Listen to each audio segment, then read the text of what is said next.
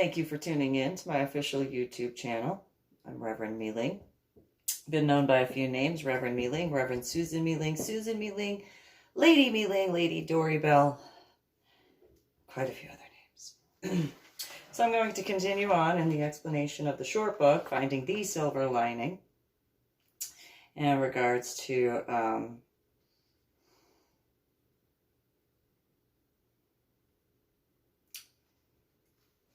the short stories real quick.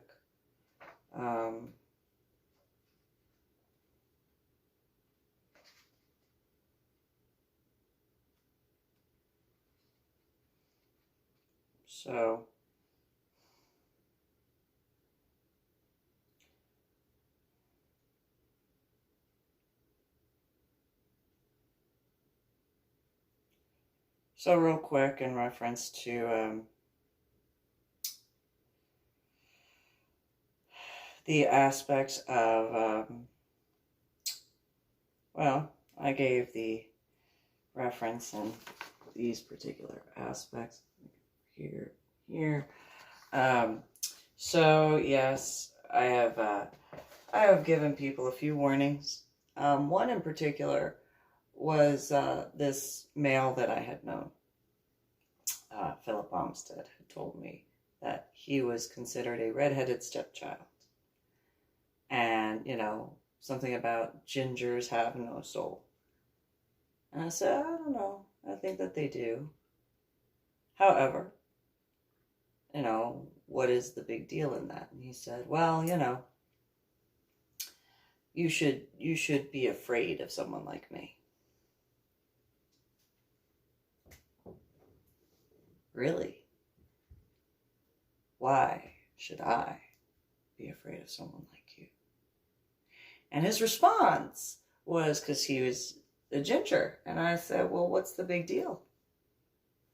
He said, because I had not understood what was said. And I told him that. And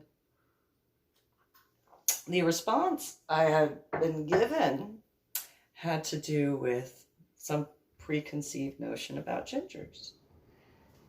And so I said, well, you should fear the fact in a different way. And his response was, what do you mean? I said, well, I choose to be a redhead. I mix my own hair color. I mean, I have soul. Oh, I do. However, if you're going off of what should be feared, well, if that's the case, I mean, I prefer not to have that. I prefer to get along with individuals.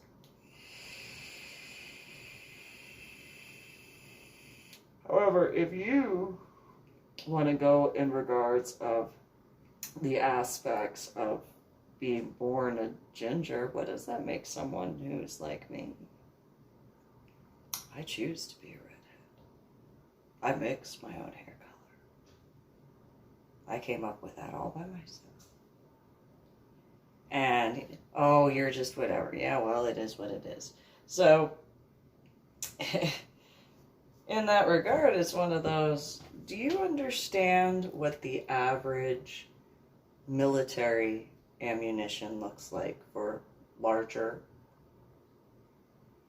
firearms? And he said, no. What? Like they look like a bullet? I go, no. I'm not talking about bullets. I'm talking about larger military firearms. What do they look like? Well, there's this one particular section. And those who have a military background and law enforcement background, but specifically a military background, have to understand that there is this section of the ammunition, particularly depending on the size, anywhere from this size to this size to this size, and so on and so forth. It's painted a specific color. And he goes, okay, so what's the big deal? Now, I had this discussion. Let me pause real quick. had this discussion not only with Philip Olmsted, but also with Cactus Jack, also known as Jeffrey Kirkendall Jr. Because Cactus Jack, also known as Jeffrey Kirkendall Jr., had made fun of my red hair. I said, you better be careful. Why? There are certain things you don't understand. You don't want to push that. And he was like, oh, ha, ha, ha, like the red button, right? It's like,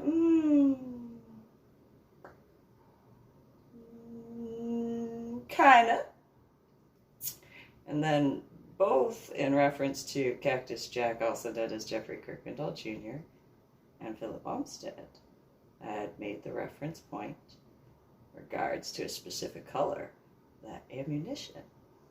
Specific types, very specific types,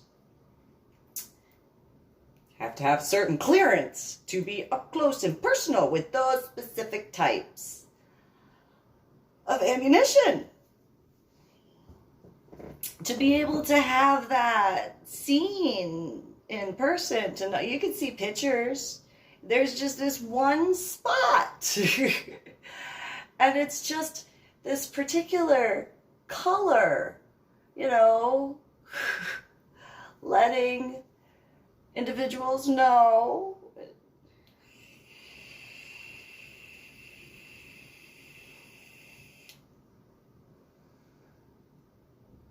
that it's ammunition for the military to make sure those guys are kept safe. So for those of you who don't get that reference point, go look up military ammunition and see where you could find the red. And so there's that. And so in regards to divinely deemed, you know, I am a female. And was born a female, staying a female, that whole thing. And according to the Chinese zodiac, I was born in the year of the dog. And if you go Hebrew standards of reading, you know, you go from right to left. So you spell D-O-G, and backwards that is that. And so I'll just leave it at that, because afterwards you got, you know, my first pet Methuselah that I got my tattoo of.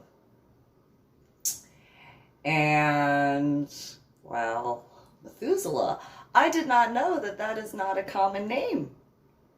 I thought that Methuselah was still used when I named him Methuselah. Which makes a little bit of sense that the Navy guy who had done the tattoo of this for me probably was like, so you do what? I go scuba diving. Oh, what? Yeah. I do. I mean, you know, when I was getting that particular tattoo done. Nonetheless, you know, I was talking with him about scuba diving. And then later, you know, he did my ocean tattoo, you know, in that regard. And so there is that. And the irony of that being on my right leg and that whole aspect. And then in regards to my phoenix tattoo.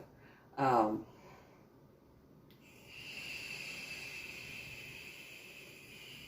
had gotten Latin for this. And it says, stand for something and fall for nothing.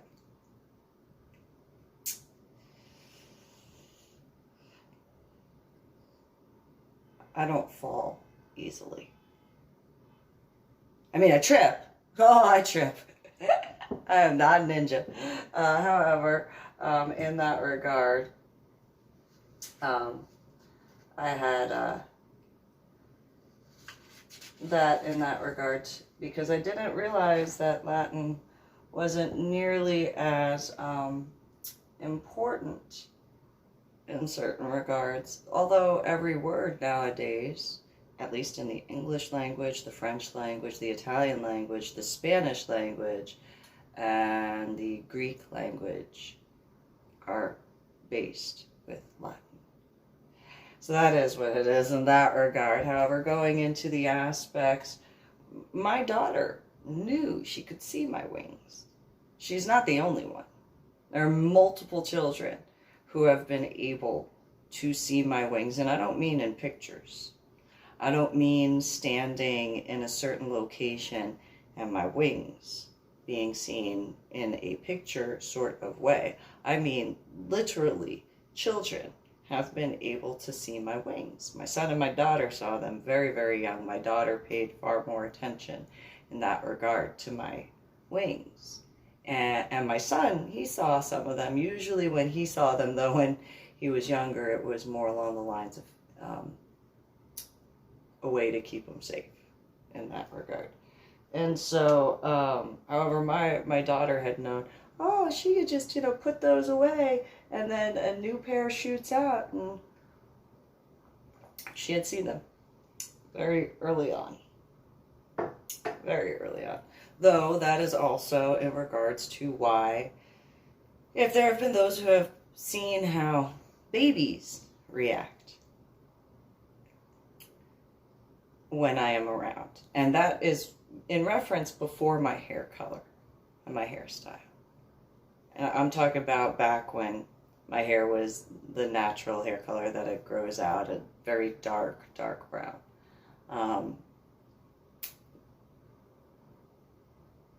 That's why they responded the way they did, because they were able to see the wings. And so they're just, and even with, babies, even though they can see my hair more easily now, that's why their eyes go the way they do, because they're just like, okay, I want to look at her hair, but what is that coming out of her back? And so it is what it is in that regard. And so, just depending on what you believe in that regard, that is what it is. However, yes, and there are people who have actually been able to feel them. Very few. No, they were not on any medications in that regard where they were, that in that regard. No, there were a few that actually touched them, and it was, why'd you do that? I just want. One particular individual that I had gone out to Arlington, Texas, in specific, just couldn't.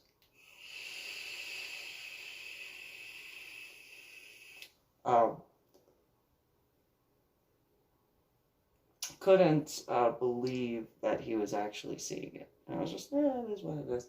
It's part of something I've dealt with since I was a child, it just is what it is. I was just born that way. And so, I've had that for a while, and so, the first Renaissance fair that I had gone to, oh, you make all these, the fairy wings and the dragon wings,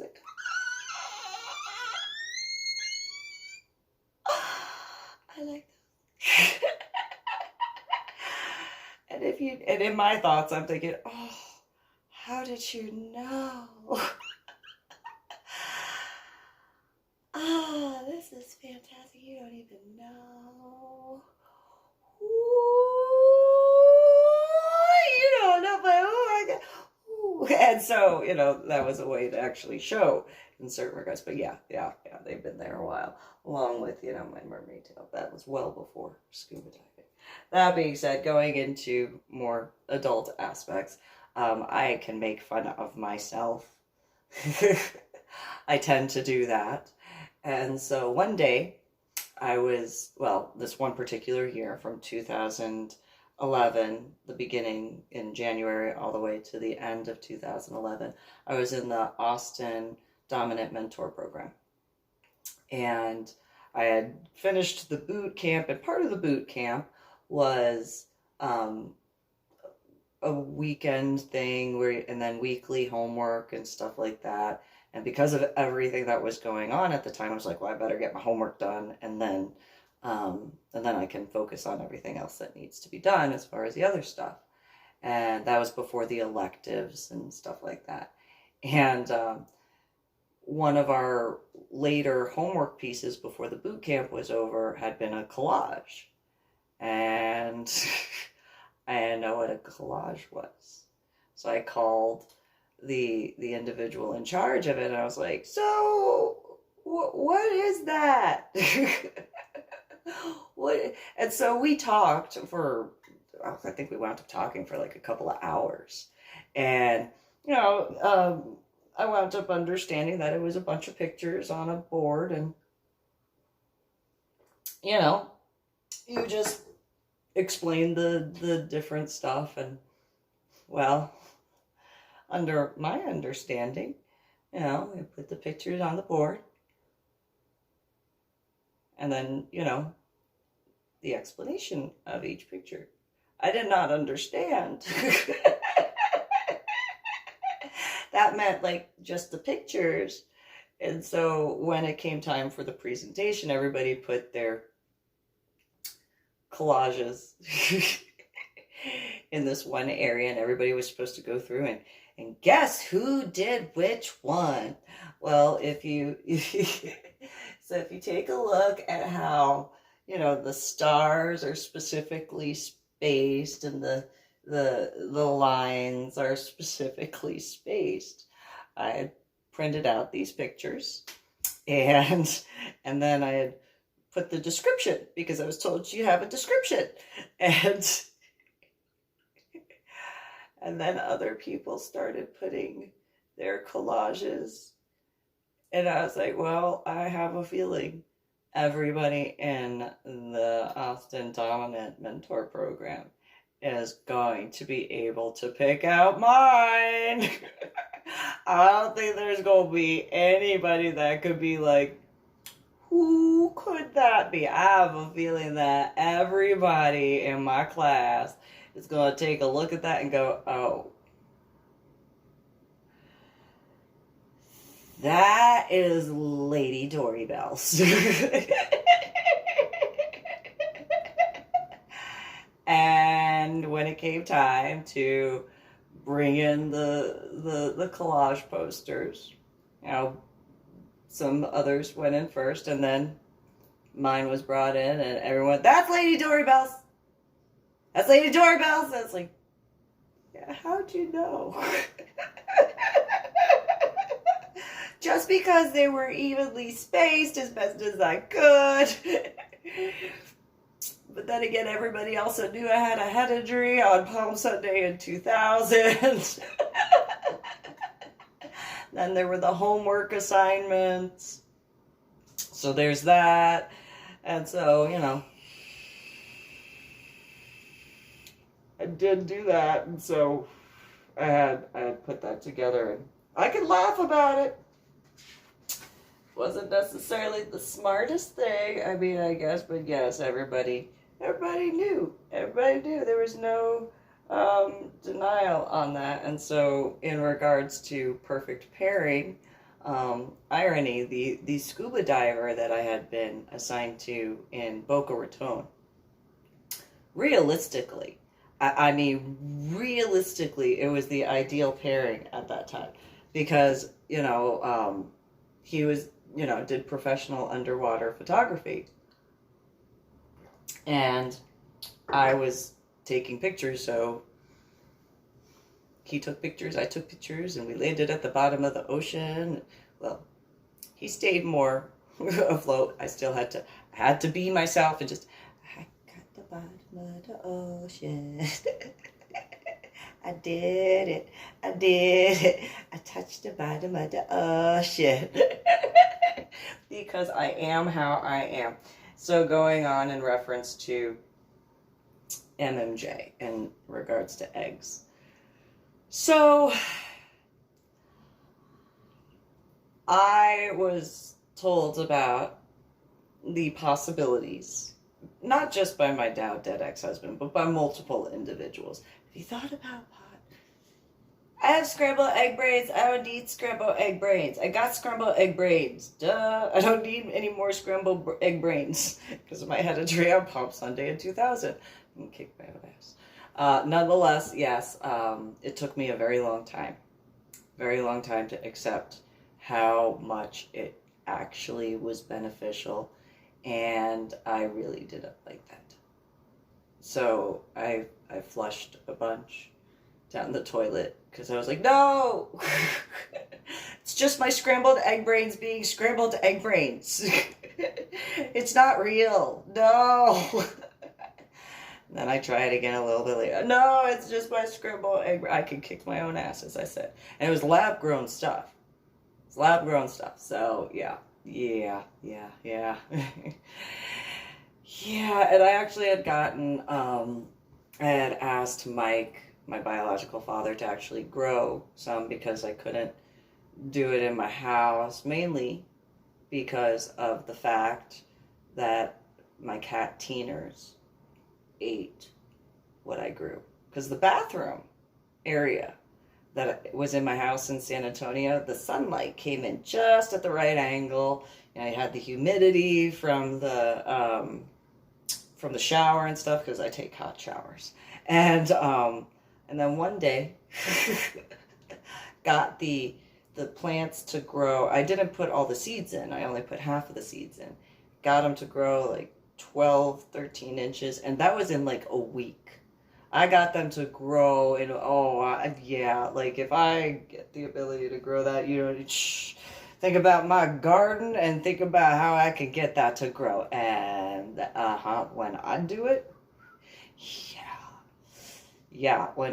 anyway, so I actually fell asleep. It was one of the very few nights that my now dead ex-husband didn't wake me up by, grinding the barrel of the firearm into my forehead to wake me up, or at the, right here, to wake me up, or however. So, I usually slept in the daytime because of fear of, what's going to happen. And my children were at school, so I had my phone, the landline nearby, and all that sort of stuff, and I did what I have to do. Anyway, so I wake up, and I hear, what the fuck? Sit up in my bed, I'm like, what in the shit? Now, this is after the final separation, mind you. What in the shit? What is going on? Well, I see the bathroom door is open. Now, the bathroom door was a double open door. It had where the toilet area was. It had a saloon-style door, which was separate from where the sink, double sink, and then the shower, and then the tub, and then the master closet in the back. It's just, what is going on? So the door was cracked open. What is going on? Get out of the bed, open the door. There is Teeners just swirling on her back. She's just, well, that's kind of funny. What are you doing? Retard.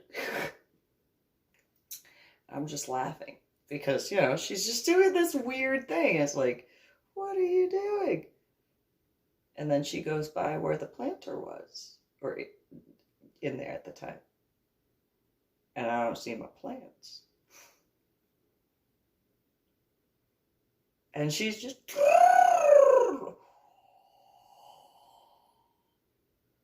her pupils were so big, and Teeters, and she looks, and they, and you did what? So after that, I didn't grow it because I knew what would happen. So yeah, didn't do that. And so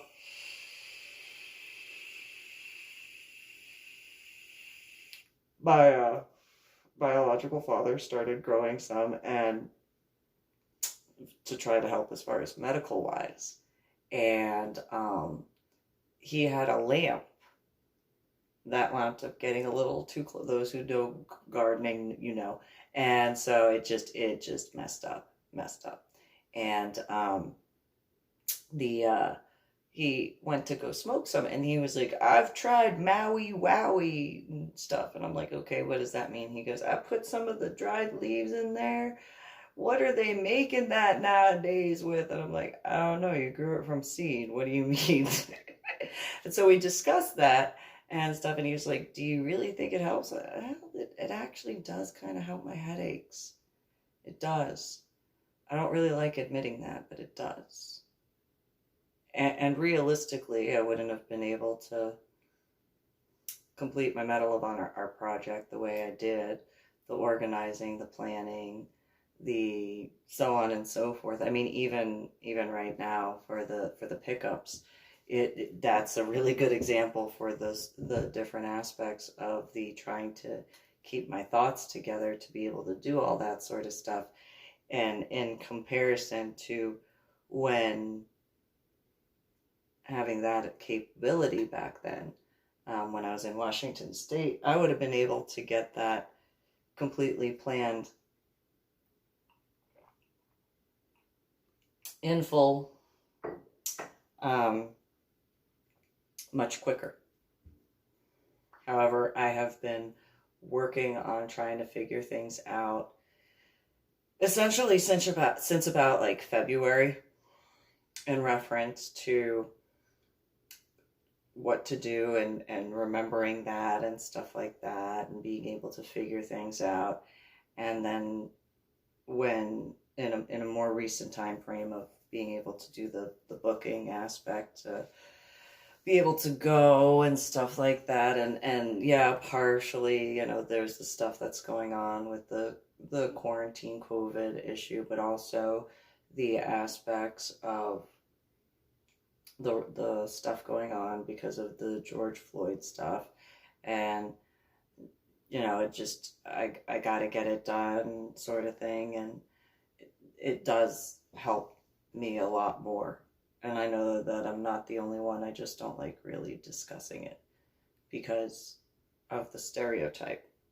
However, that is a really good example, because where, despite the amount of pain additionally from Washington State being there with the electrical stuff, and despite the situation that was going on, I was able to plan far more in that time frame, from the drop-offs and pickups and the writings and taking care of stuff, all while taking care of my son as best as I could, despite all the other stuff going on. It was just one of those, you know, reevaluating the aspects and very much being able to see how it genuinely more beneficial. However, not forgetting in more specific, the pain levels. The pain levels in specific.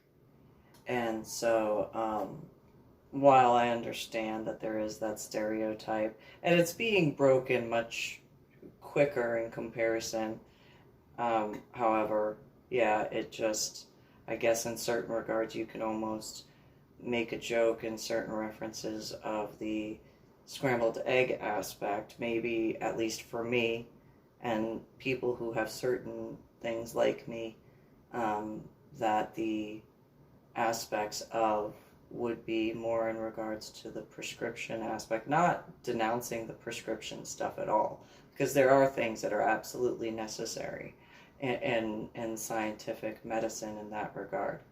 However, for me, at least, and for quite a few that I'd be able to list off a few that I knew, both in Washington State and the state of Texas, where I could see it being far more beneficial than prescription medications in a lot of ways, that would be able to assist better in regards to clearer thoughts, better mood, not nearly as many side effects.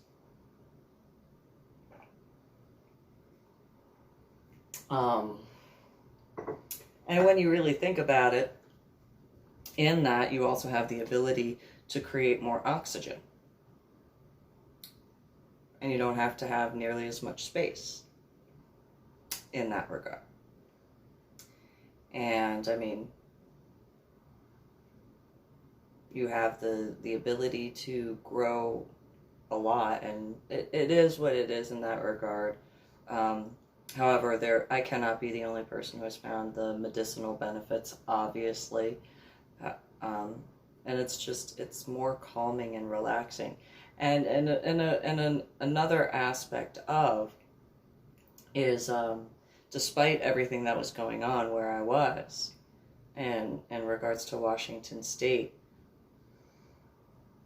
that sort of aspect of being very much alert, very much aware, very much capable of various aspects, there is no denial of that, not truthfully, because of the different situations that occurred when I was there and how quick to respond in comparison of. But then again, the aspects of the CBD is not helpful for someone like me. It makes my temper much worse. It's the THC that actually helps, which is kind of ironic because if you think about it, THC, and you do it backwards, similarly to dog, and how does that sound? So then there is, in regards to salute, and I've had quite a few individuals who over the years have not understood how I salute or why. I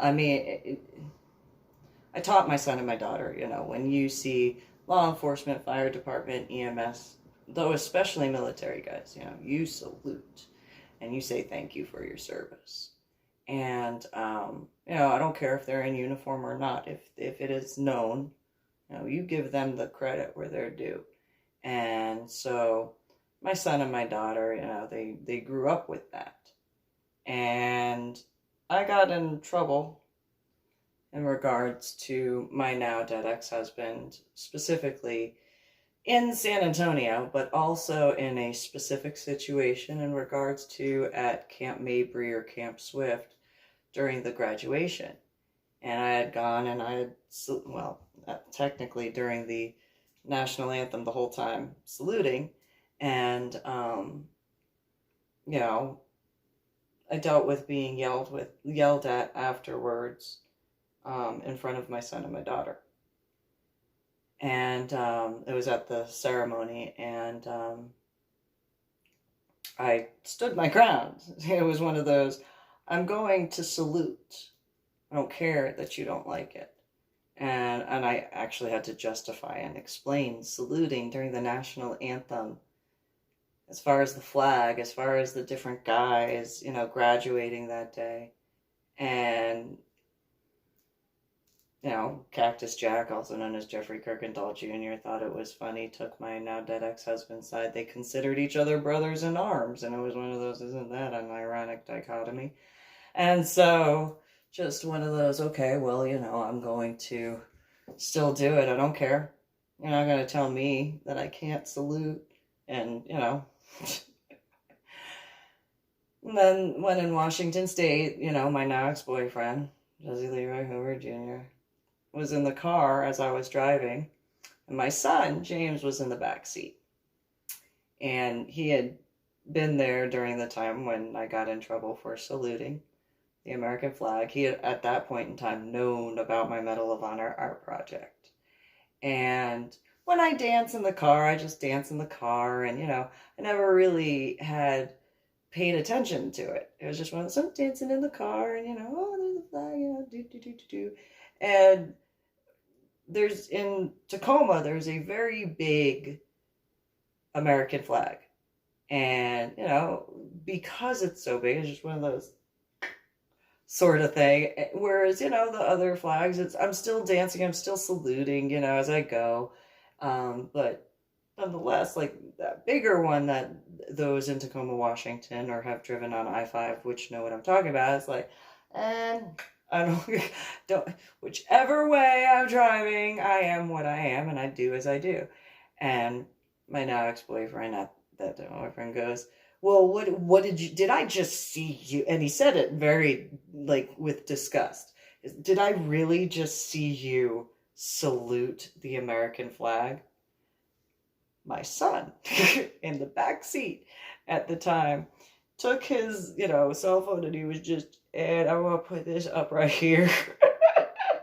I don't see nothing. She gonna devour your soul. And just sucks for you. And just I will salute the American flag if I want to. Don't you tell me what you think I'm going to do. How do you have the... And just A, B, C, D, E, F, G. Oh, well, fine. You just salute. I will salute the American flag. I don't care. You don't like it. How did you not see that coming in reference to the fact...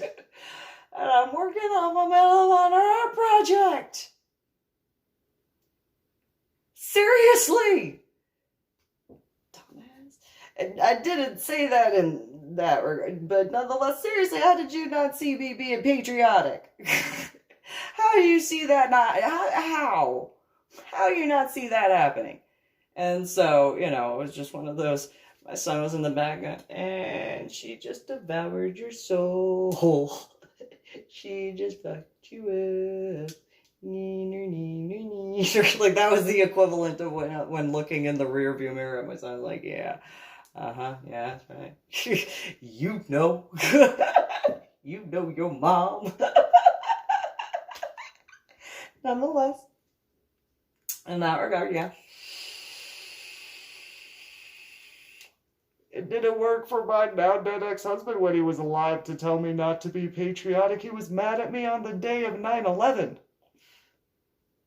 He was mad that I spoke that the stuff, and he was mad that when he wound up kind of finding out, as far as the tech sergeant in reference to Lackland Air Force Base, he thought that I was flirting with the tech sergeant. When I would go and speak with him and be like, so you need to look at this, and this. You need to do this and this and that. He thought that I was flirting. And it's like, no, I'm not. Good looking guy. I could see very much why he'd be nervous in that regard. But nonetheless, no, it realistically was in reference to the stuff making sure that Lackland Air Force Base and the different military bases were squared away. And so, but that is what it is in that regard. So I'm going to end with this particular story right here as far as, and this did occur back in 2008 on I-35. And basically what wound up happening was driving from Addison, Texas. I was in the Comfort Suites, I think is where the hotel that I was in. I just couldn't sleep. I had already finished looking at the houses in the area where I was going to purchase my house and stuff like that. And I just couldn't sleep. Like, it just, my insomnia kicked in ridiculously. And so, get in my car that I called Zippy, but it looked like a bumblebee. At that time, it didn't have the eyelashes. That time, it was just the yellow bug with the black leather interior and the black convertible portion. It was 2:30 in the morning in Texas, so it was cool. Could have the top down, no problems. It wasn't cold, it was comfortable. Irony. And so I'm just driving, and for those who understand, late at night driving, that whole bunch of semi-trucks on the road. No problem. Just go do my thing. And going southbound on I-35. And there was a billboard sign that I had passed at one point near this particular collision that had a smiley face on a billboard facing northbound. No, facing northbound, but when going southbound. So it was looking north, but going south. And saw it, and the on-ramp had like a brick wall nearby where I was, as far as when I had pulled over.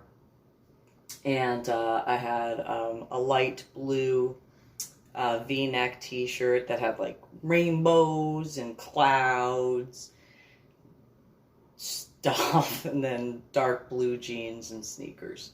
And my hair color, not the tattoos. I had this tattoo at that time. That tattoo, the one underneath, and then that one. Those were the only visible ones that night, if you could have even seen them, because of it being at night. And so my haircut, hair color, or hairstyle, I should say, because this is still short compared to what it was that night. And so it's 2008, I think it was May, and driving. And I see ahead of me a whole bunch of the semi-truck lights in front of me. Their lights turn on. They're four ways.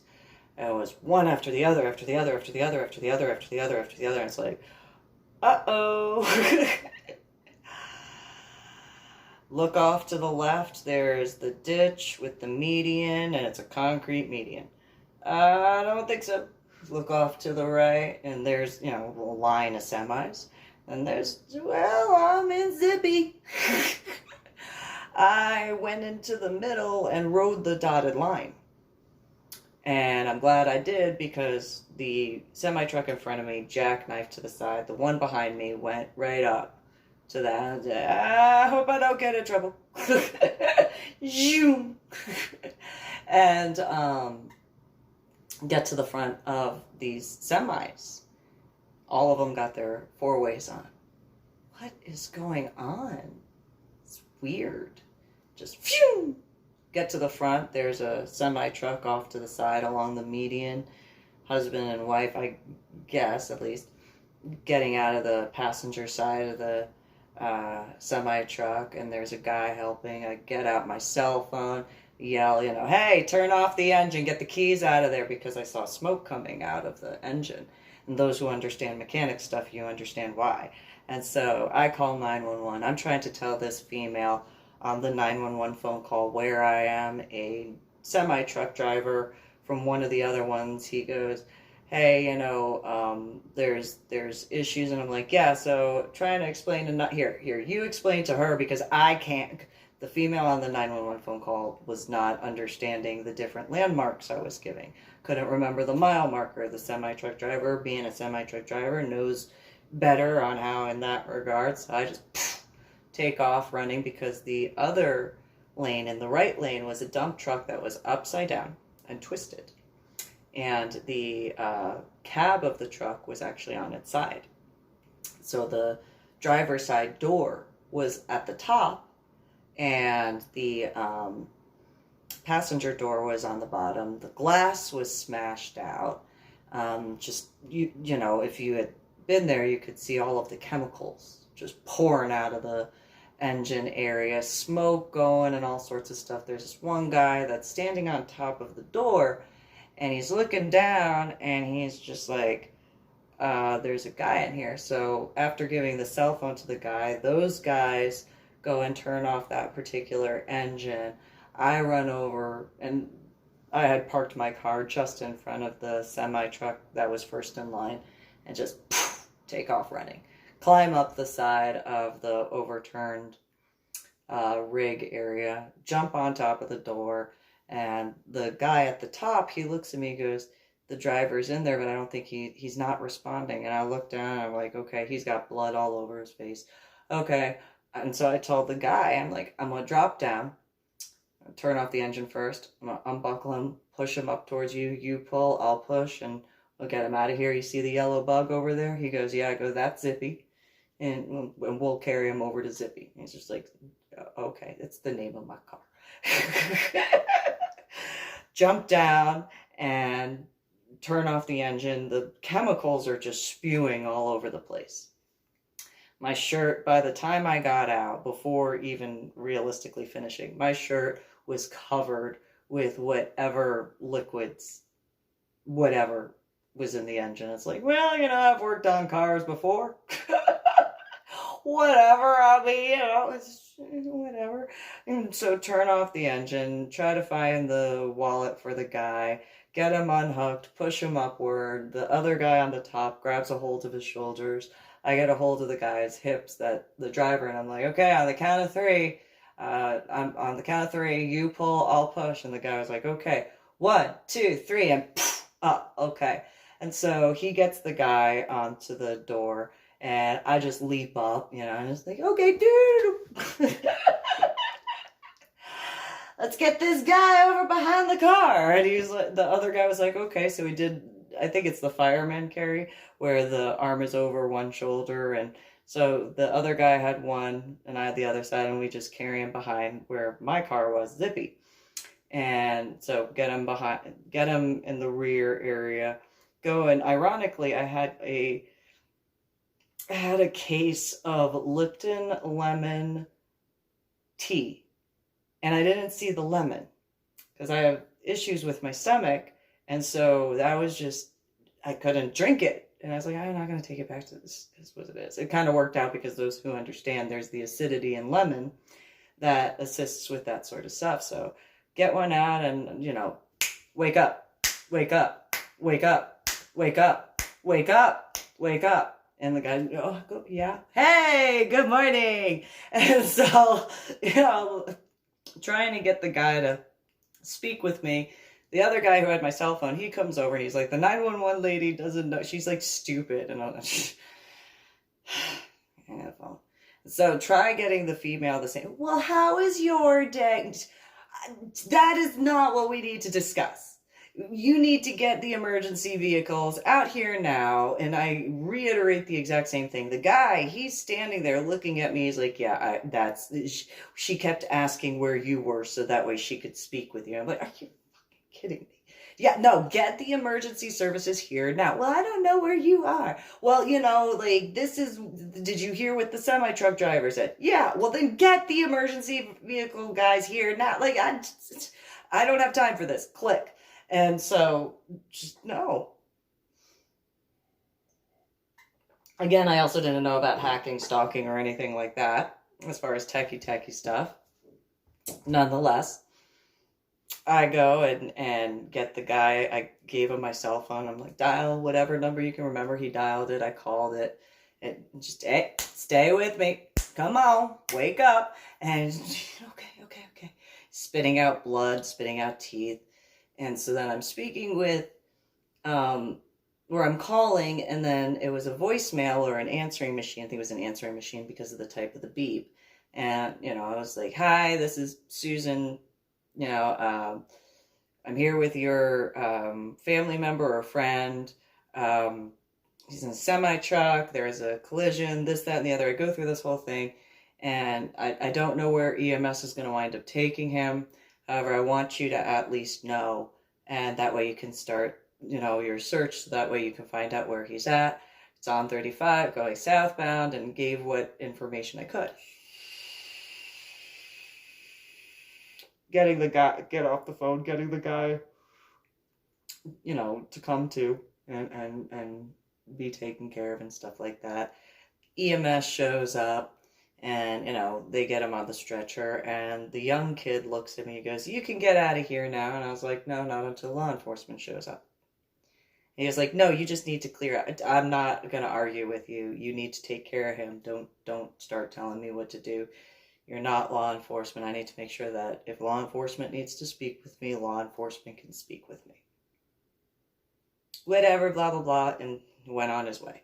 And so then, there was a news reporter who showed up, and she had a microphone, and it was one of those, okay, she handed it to me. I was being electrocuted while holding it. And it was one of those, tell everybody what happened here. Oh, well, there was a car accident or whatever. Well, who taught you how to do this? Well, not because she had asked me about the army aspect. I was like, no, the army didn't teach me that, because realistically, the army didn't teach me that. I didn't graduate basic training. So I didn't learn what would have been taught during basic training. Well, she didn't ask me that. She just took the microphone and was done. I was like, oh, okay, well,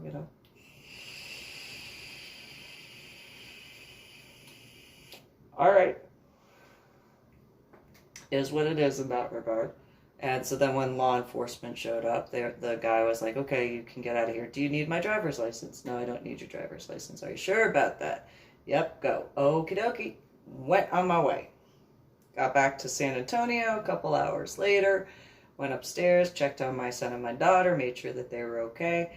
Went to real quick, after the guy was taken off to the emergency services, the guy that had spoken on the cell phone to the 911 operator, he comes over to me, he's like, you are covered in blood and chemicals. I'm like, oh look, I got a holy shirt.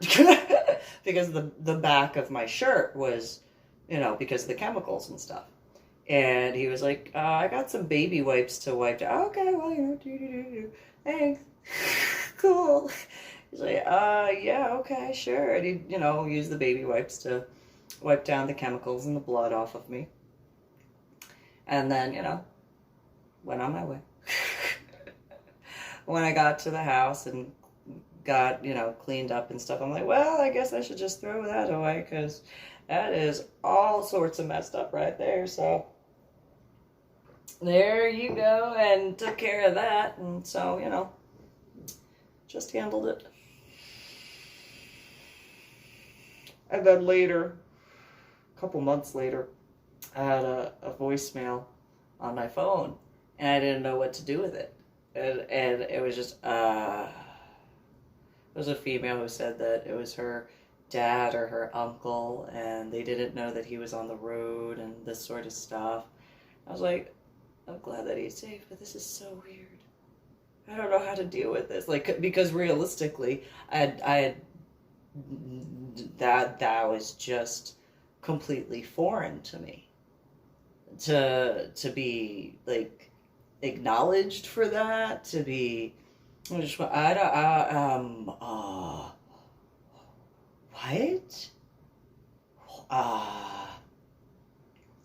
don't understand. What do you mean? Like, I thought that's what people did. I thought that people help people out. And so it was just what, I'm gonna go, I don't know what to do. Like, I don't know how this stuff goes. And so, but yeah, I still am confused by that, because I didn't know what to do.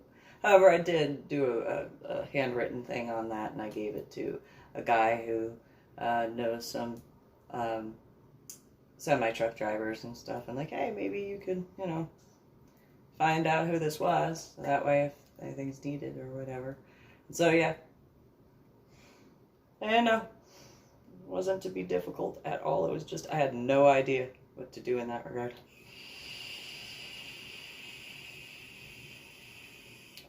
Very new to me. So, that being said, you guys have a good one, and comment and share and like my official YouTube channel. Subscribe. Have a good one.